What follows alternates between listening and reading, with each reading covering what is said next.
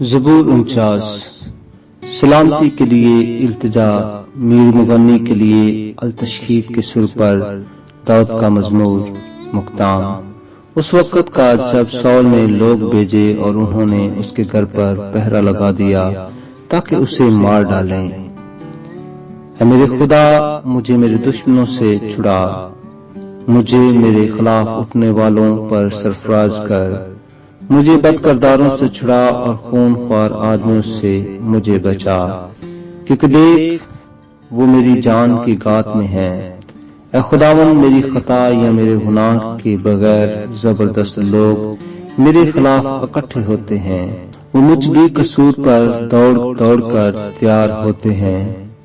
میری کمک کے لیے جاگ اور دیکھ، اے خداوند لشکروں کے خدا، اسرائیل کے خدا، سب قوموں کے محاسبہ کے لیے اٹھ۔ کسی دغا باز خطا کار پر رحم نہ کر، وہ شام کو لوٹتے اور کتے کی طرح بھونکتے ہیں اور شہر کے گرد پھرتے ہیں۔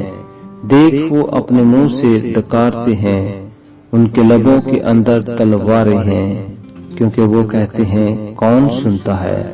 پر اے خداوند، تو ان پر ہنسے گا، تو تمام قوموں کو ٹھٹھوں میں اڑائے گا۔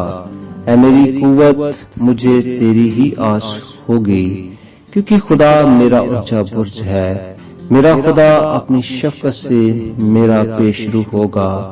خدا مجھے میرے دشمنوں کی پستی دکھائے گا۔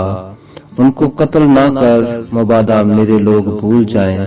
اے خداوند، اے میری سپر، اپنی قدرت سے ان کو برگندہ کر کے پست کر دے۔ وہ اپنے منہ کے گناہ اور اپنے ہونٹوں کی باتوں اور اپنی لان تان اور جھوٹ بولنے کے باعث اپنے غرور میں پکڑے جائیں۔